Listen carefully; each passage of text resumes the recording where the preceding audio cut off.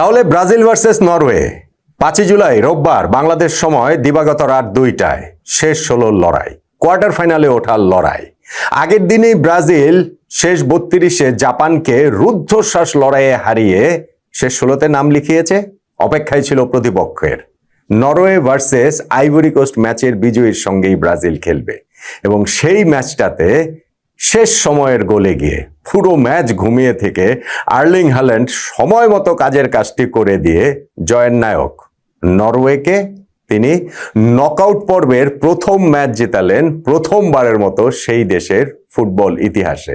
একই সুযোগ আইভরি কোস্টের সামনেও তো ছিল, তারা এবার নকআউট পর্বে এসেছে, কিন্তু সেটা আর হলো না। দারুণ ফাইট করেছিল ওই আফ্রিকার দেশটি, শেষ পর্যন্ত নরওয়ের কাছে আর্লিং হাল্যান্ডের কাছে তাদেরকে হারতে হলো।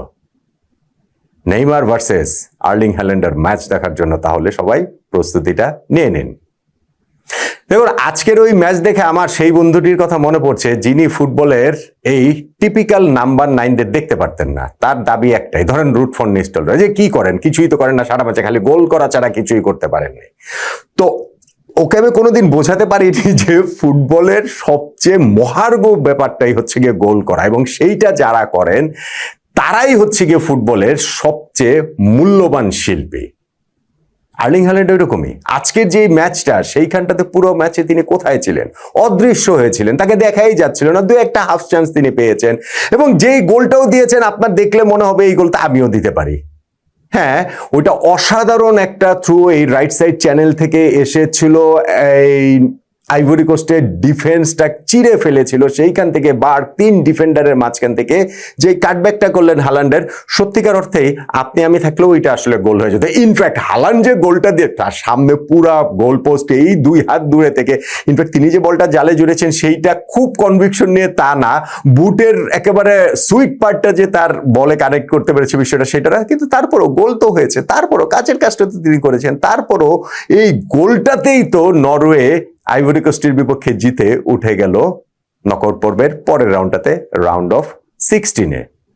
আইভরি কোস্ট নরওয়ের এই ম্যাচটাও খুবই জমজমাট হবে সেটা প্রত্যাশিতই ছিল, এবং সত্যিকার অর্থেই ওই রকম একটা ম্যাচই হয়েছে, যেই ম্যাচটাতে নরওয়ে প্রবাবলি ওই যে সুযোগ কাজে লাগানোর জন্যই তারা এইখানটা থেকে হচ্ছে গিয়ে বেরিয়ে আসলেন, আর তাতে করেই ব্রাজিলের সঙ্গে ওই এরকম একটা মাউথ ওয়াটারিং একটা ক্ল্যাশ অপেক্ষা করে আছে।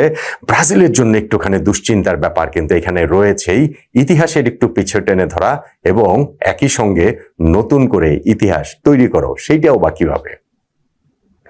এই ম্যাচটাতে প্রথমার্ধে লিডটা নিয়েছিল নরওয়ে, এবং সেই লিডটা যখন আন্তোনিও নুসা অসাধারণ একটা কার্লিং এফোর্টে বলটা জালে জড়িয়ে দিলেন, কমেন্টেটর বলছিল যে তিনি নেইমারের খেলা ওই ইউটিউবে ভিডিওতে দেখে আইডলাইজ করেন তিনি, এবং যেইভাবে শটটা নিয়েছিলেন সেইটাও আসলে ওই কার্লিং এফোর্টটাও নেইমারের মতোই। যদি এই গোলটা হচ্ছে গিয়ে সত্যি সত্যি চোখ ধাঁধানো একটা গোল হয়েছে, আইভরি কোস্ট কিছু বিচ্ছিন্ন সুযোগ পেয়েছে, তবে সেগুলো কাজে লাগাতে পারেনি। 60 মিনিটের সময় মাঠে নামলেন আমাদ দিয়ালো এবং নেমে তিনি ম্যাচের রংটা চেঞ্জ করে দিলেন 2 এন্ডেই। নামার কিছুক্ষণের মধ্যেই নিজের গোল লাইন ক্লিয়ারেন্স একটা গোলে, নিশ্চিত একটা গোলে ঠিক জায়গা মতো তিনি ছিলেন 67তম মিনিটে, এবং তারপর 74তম মিনিটে ব্রিলিয়ান্ট একটা গোল তিনি করলেন, যেইটা একেবারে নরওয়ে ডিফেন্সে একটা নাচিয়ে তিনি রাইট সাইডে গিয়ে লেফট সাইডে বলটাকে টেনে এনে তিনি বলটাকে জালে জড়িয়ে দিলেন সুন্দর একটা শটে। যদিও ওই শটটা তিনি যেভাবে নাচিয়েছেন সেটা দেখার জন্য খুব সুন্দর, শটটা খুব প্রপার কানেকশন হয়নি, বরং একটুখানি বাউন্স করে এই শটটা গোলকিপারকে বিট করছে নরওয়ের কিপারে, কিন্তু তারপরেও এটা একটা ভালো গোল। আর আইভরি কোস্ট 74তম মিনিটে গোল দিয়ে যখন ম্যাচে কামব্যাক করে তখন তাদের কনফিডেন্সের জায়গাটাও আসলে হাই থাকার কথা, এবং তখন ওই প্রশ্নগুলো ওঠার কথা যে নরওয়ের যে সবচেয়ে বড় তারকা আর্লিং হাল্যান্ড তিনি আসলে কোথায়। গত ম্যাচটাতে স্পেন ফ্রান্সের বিপক্ষে গ্রুপের শেষ ম্যাচ, যেইটাতে তাদের একাদশের সবাইকে বিশ্রাম দিয়েছিল, ইনফ্যাক্ট সেই ম্যাচের শুধুমাত্র একজনকে তারা রিটেইন করেছে, বাকি 10টা চেঞ্জ করে এই নকআউট পর্বের ম্যাচটা নরওয়ে খেলতে নেমেছে। তো এইরকম একটা দল তাদের হচ্ছে গিয়ে মাঠের ফুটবলে সেটার প্রতিফলন কোথায়? বরং আফ্রিকার এলিফ্যান্টস, আইভরি কোস্ট, ডিয়ামন্ডের দল, আমাদ দিয়ালোর দল, তারা কিন্তু সময়ে সময়ে থ্রেট করছিল, এবং হাল্যান্ডকে পুরো ম্যাচে যে তার ছায়া হয়ে তিনি ছিলেন তাকে খুঁজে পাওয়া যাচ্ছিল না। সেগুলো নিশ্চয়ই অনেক কথাবার্তা হতো যদি নরওয়ে এই ম্যাচটা হেরে যেত, কিন্তু ওই যে সময় মতো ঠিক জায়গাটাতে থাকা, ঠিক সময়ে ঠিক জায়গাটা থাকা একজন নাম্বার 9, প্রপার নাম্বার 9 ফরওয়ার্ডের একটা বিরাট বড় গুণ, যেইটা এখনকার ওয়ার্ল্ড ফুটবলে সবচেয়ে ভালোভাবে যাদের মধ্যে আছে। আপনি চাইলে প্রপার নাম্বার 9 হিসেবে আর্লিং হ্যালান্ডকে 1 নম্বরেও রাখতে পারেন, কিন্তু কোনোভাবেই আপনি তাকে 3 নম্বরের বাইরে রাখতে পারবেন না। এই ওয়ার্ল্ড কাপেও তার 5টা গোল হয়ে গেল। গোল্ডেন বুটের যে রেস, সেই রেসটাতেও তিনি প্রবলভাবেই আছেন। অবভিয়াসলি লিওনেল মেসি 6 গোল করে সেইটাতে লিড করছে। এখন এই আইভরি কোস্টের বিদায় হয়ে গেল, নরওয়ে উঠে গেল রাউন্ড অফ 16-এ। সেইখানে ব্রাজিল ভার্সেস নরওয়ে ম্যাচ। আমি বলছিলাম ব্রাজিলের জন্য একটু ইতিহাসের পিছু টেনে ধরা রয়েছে। এমনিতে নরওয়ে এর আগে 3বার বিশ্বকাপে খেলেছে, তার মধ্যে মানে ওইখানটাতে কোনোবার তারা নকআউট পর্বের প্রথম ম্যাচটা পেরোতে পারেনি। ইনফ্যাক্ট লাস্ট তারা খেলেছে 1998 সালে, সেইখানটাতেও নকআউট পর্বে গিয়েই তাদের বিদায় হয়ে গিয়েছিল। তবে তার আগে গ্রুপ পর্বে কিন্তু ব্রাজিলের মুখোমুখি হয়েছিল নরওয়ে, এবং সেই ম্যাচটা নরওয়ে জিতেছিল। হ্যাঁ, সেই ম্যাচটা ব্রাজিলের জন্য অত গুরুত্বপূর্ণ ছিল না, তারা প্রথম 2টা খেলা জিতে গ্রুপ চ্যাম্পিয়নশিপও নিশ্চিত করে ফেলেছিল, কিন্তু স্টিল নরওয়ে তো জিতেছিল। আর এরপরে একটা দীর্ঘ বিরতির পর, সেই 1998-এর পর কিন্তু নরওয়ে গত 6টা বিশ্বকাপে আর কোয়ালিফাই করতে পারেনি। এইবার অবশেষে তারা পারলো, এবং সেইটাও কি দাপটের সঙ্গে। ইতালির গ্রুপ থেকে ইতালিকে একেবারে আউট করে দিয়ে, মানে প্লে অফে ঠেলে দিয়ে, ইতালি তো ওইখানেও পারেনি।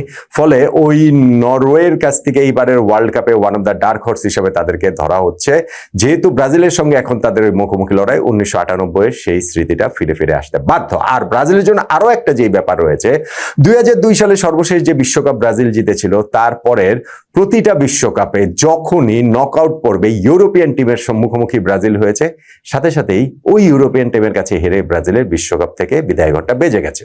2006 quarter final France, 2010 quarter final Netherlands, 2014 semifinal Germany, 2018 quarter final Belgium, 2022 quarter final Croatia. Knockout পর্বে ইউরোপিয়ান টিমের মুখোমুখি এই ম্যাচগুলোতেই সবচেয়ে প্রথম ব্রাজিল হয়েছে ওই ওয়ার্ল্ড কাপগুলোতে, এবং প্রতিটা ম্যাচে ব্রাজিল বাদ হয়ে গিয়েছে।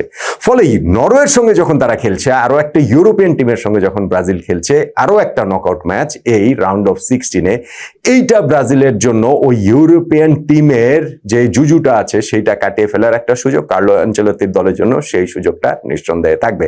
এখনো তো ওই ম্যাচের বেশ কিছুদিন বাকি রয়েছে, সেটা নিয়ে নিশ্চয়ই আরো অনেক আলোচনা হবে, সেই সুযোগের জায়গাটা তো রয়েছেই। কিন্তু একটা খুবই মানে দুর্দান্ত একটা ফুটবল লড়াইয়ের মঞ্চটা প্রস্তুত হয়ে গেল, সেটা আমরা বলতে পারি। ব্রাজিল ভার্সেস নরওয়ে, রোববার 5 জুলাই বাংলাদেশ সময় দিবাগত রাত 2টায়। সেই ম্যাচটা জিতে কি ব্রাজিল তাদের হেক্সা মিশনটার পথে থাকতে পারবে, নাকি নরওয়ে এই বিশ্বকাপের ডার্ক হর্স হিসেবে নিজেদের আরো একটু করে প্রমাণ এবং প্রতিষ্ঠা করবে ওই ম্যাচটা জয়ের মাধ্যমে?